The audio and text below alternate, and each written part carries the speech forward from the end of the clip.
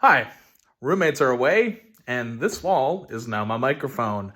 And I want to talk to you about the history of James Hetfield as far as I'm just going to kind of riff here, but we're going to go through all of his vocal intonations. So if you go to Kill 'Em All, their first album, he had a really high pitched voice, and it was kind of just like, "Search it, seek and destroy."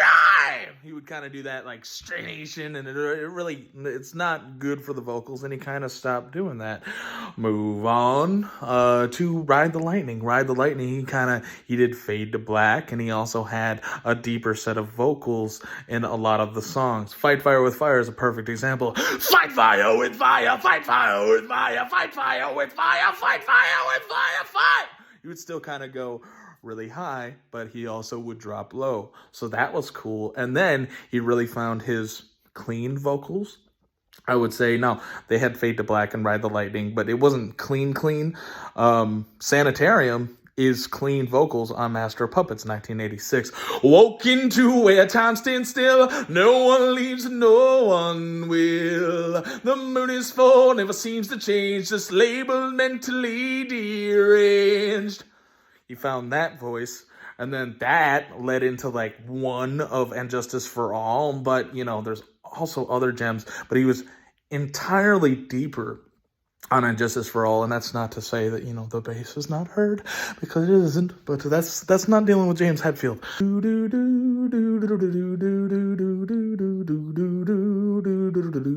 I'm just trying to find my place. Hammer of justice crushes you, overpower. The ultimate humanity, exploding their supremacy. I would say And Justice for All is where he found his power. Now, not to say that the first three albums he didn't have power. He definitely did. But he found this like lower, like pow, pow, pow, yeah. He found it. It's there. And then comes the controversial Black Album. The Black Album, best pronounced in My Friend Misery, should be on his shoulders. Misery, it's much more life than what you see. Well, my friend Misery. And so you can start to, if you really listen to it, his vocals were very good, but he started getting vocal lessons. What started to fade was a yeah! That started to fade in his voice. I believe he could still do it, but to do it and do it and do it if show after show after show, he would just, I can't speak anymore because it hurts my throat. Because it does. So, in becoming a professional vocalist, he would do the lows, but then he'd do the highs. And this is more pronounced in the Load album, where, what's a good example of that? Now I gotta think of the Load. How did the House of Jack do? Open door as I walk inside. Close my eyes, find my place to hide. And I shake as I take it in. Let the show begin. Let the show begin. Let the show begin. The higher you are, the farther you fall. The longer the walk, the farther you crawl. My body, my temple, this temple it is. Yes, this is the house of Jack Bell. The higher you are, the farther you fall. Longer the walk, the farther you crawl. My body, my temple, this temple it is. Yes, I am.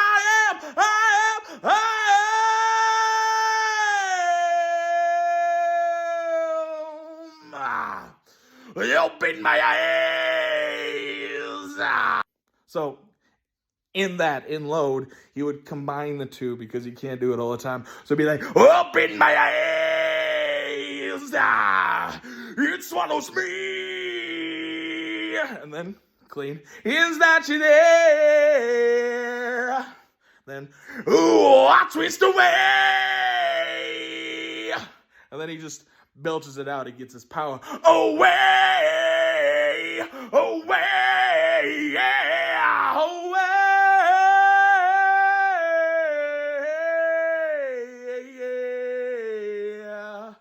which obviously, I tried to catch up on my breath, bring us to Reload. Give me fuel, give me fire, give me that with genocide. Ew.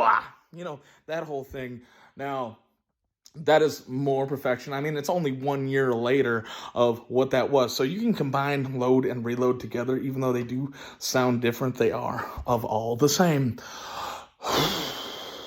S&M was outstanding. That's a very cherished album, even though it's a live album.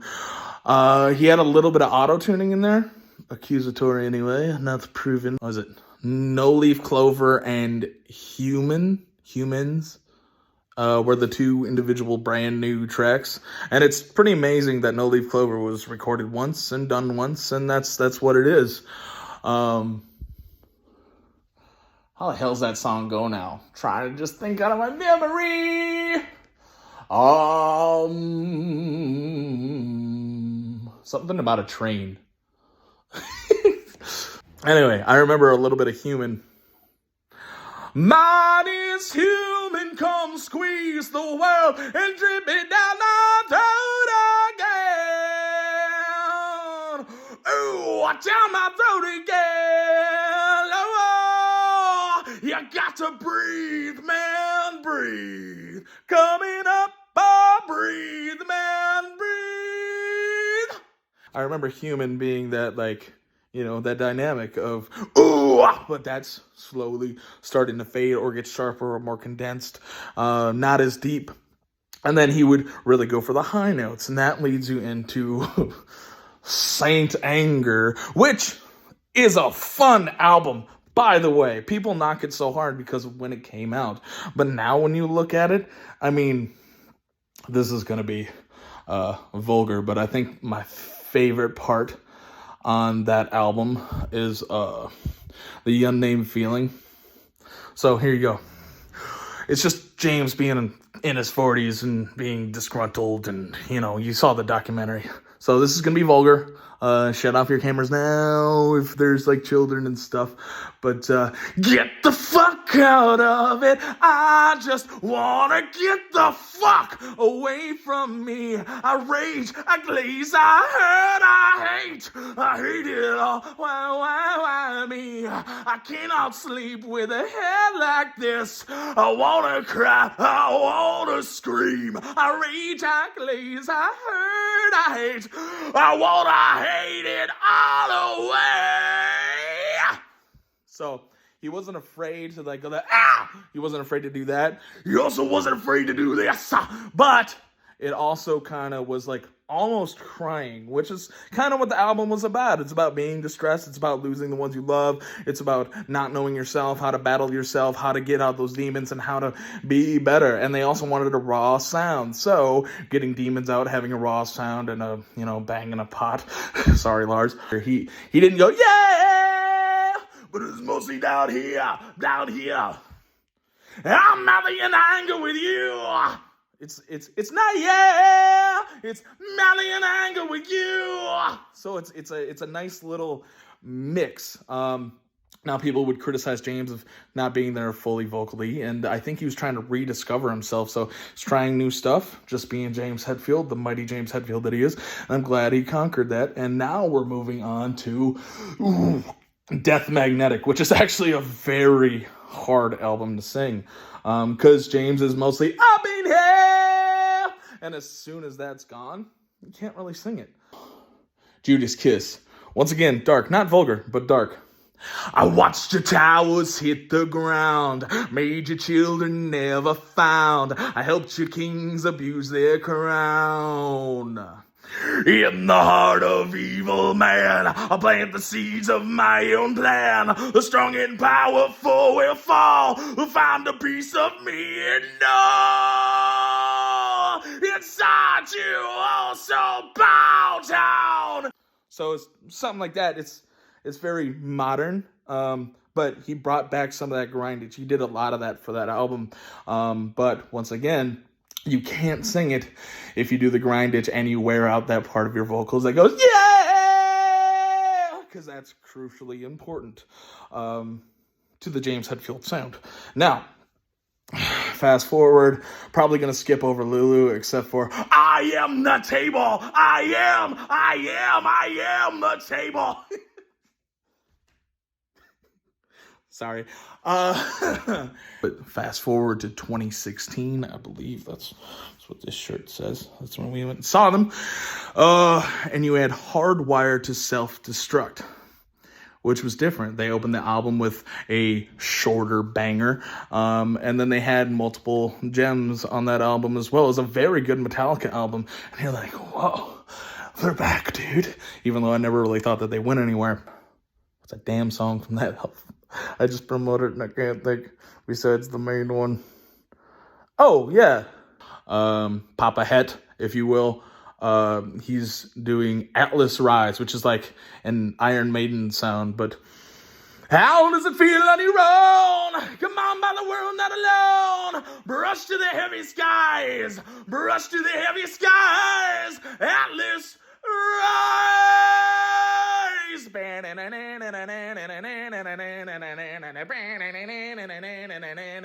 then you had the banger at the end of the album being Spit Out the Bone. Come up to me and you will feel perfection. Come up to me and dedicate. Come up to me, I'll save you from emotion. Come up to me and terminate. Accelerate, utopia solution. Far beyond the other man. Accelerate, speeding up the evolution. Here I have a master plan. That was a fun damn song. Spit Out the Bone, yeah. And I believe they did dual vocals on that, so like they layered them, and it sounded like old Metallica. And so that was in 2016. That blew my mind. Spit Out the Bone is metal, if you will. And now you have new Metallica, and they are the ripe age of, I don't know if James is 60 yet. I know he was born in 63. It's 2023. So this is literally my parents. And so it's like your dad is in the biggest band of the world. So 72 seasons. Luxy Turner.